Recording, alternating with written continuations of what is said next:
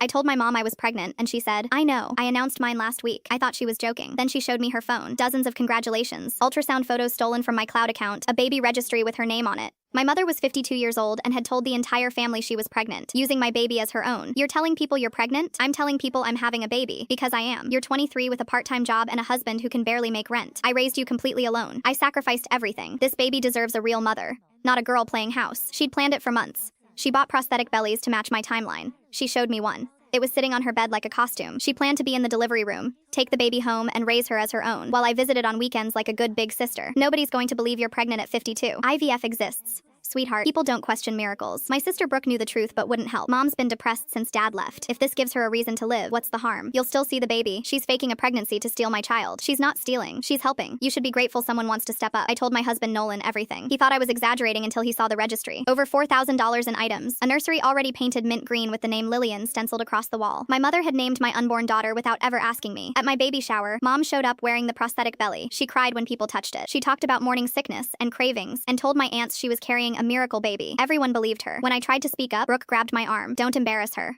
She's fragile right now. She's wearing a fake stomach. She's coping. Mom started appearing at my OB appointments. She told the receptionist she needed to be present for shared care planning. When I told the doctor she had no authority over me, Mom broke down sobbing in the waiting room telling other patients I was trying to keep her from her own child. At 7 months, I found documents hidden in her house. She'd consulted a family lawyer about emergency guardianship. She'd pre-written a letter to CPS claiming I had severe postpartum depression, dated 6 weeks before my due date. She was building a legal case before my daughter even existed outside my body. That night I photographed everything. The prosthetic belly in her closet, the pre-dated CPS letter, the nursery with my baby's name on the wall, the registry receipts, the lawyer's correspondence. Every piece of evidence proving she wasn't a concerned grandmother. She was planning a kidnapping in broad daylight, and nobody around me could see it. I gave birth 3 weeks early at a hospital 40 minutes away and told no one except Nolan. When Mom called demanding to know which hospital, I said we wanted privacy for the first few days. She drove to every hospital in the county, found us at the third one. She walked into the maternity ward wearing the prosthetic belly, told a nurse she was also a patient, and tried to access my room. Security stopped her when she couldn't produce a patient wristband. She called Brooke, who called me screaming. Mom is having a breakdown in a hospital parking lot. She just wants to hold her granddaughter. She's wearing a fake pregnant belly trying to sneak into my room. Brooke, go there and ask her to lift her shirt. 20 minutes later, Brooke called back, barely able to speak. She wouldn't take it off. She kept saying it was real. I grabbed it and it came off in my hands. She just stood there and said, "You don't understand. I carried that baby in my heart for 9 months. She belongs to me." I filed for a restraining order with every photo, every document, the pre-dated CPS letter, and Brooke's signed statement about ripping the prosthetic belly off our mother in a parking lot. The judge granted it the same afternoon and ordered a full psychiatric evaluation. Mom showed up to the hearing in a maternity dress and told the judge under oath she was the biological mother. He ordered a DNA test. She refused and walked out of the courtroom. My daughter's name is not Lillian. My mother will never know her real name, where she lives, or what she looks like. Somewhere in that house, a mint green nursery sits perfectly decorated, waiting for a baby who is never coming.